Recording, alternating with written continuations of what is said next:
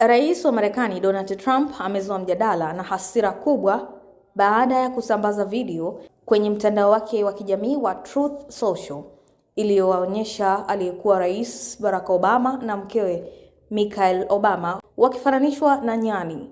Video hiyo iliyosambazwa na Trump mapema wiki hii kabla ya kufutwa baada ya kulaaniwa vikali na wanasiasa na makundi ya haki za kiraia.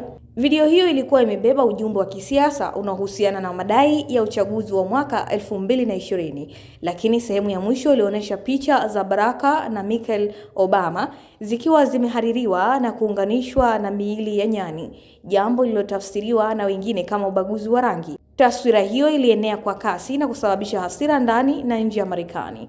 Baada ya shinikizo kubwa, ikulu ya White House ilithibitisha kuwa video hiyo iliondolewa na ilisema kuwa ilichapishwa kimakosa na mfanyakazi wa mawasiliano, huku ikidai Rais Trump hakuna sehemu ya mwisho yenye picha hizo kabla ya kuruhusu isambazwe.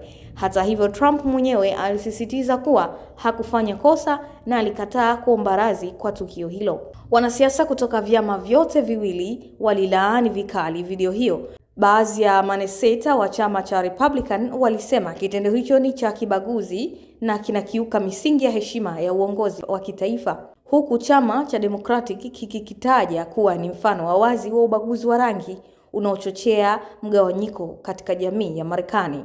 Tukio hilo limeongeza mvutano wa kisiasa nchini Marekani na kufungua mjadala mpana kuhusu matumizi ya mitandao ya kijamii na viongozi wa juu wa serikali, hasa katika kipindi ambacho nchi inaelekea kwenye uchaguzi. Wachambuzi wanasema kashfa hiyo inaweza kuwa na athari za kisiasa na kijamii kwa muda mrefu, hasa katika masuala ya kazi za kiraia na mshikamano wa kitaifa. Kutoka hapa Zantime Media, mimi ni Amina Lumwecha.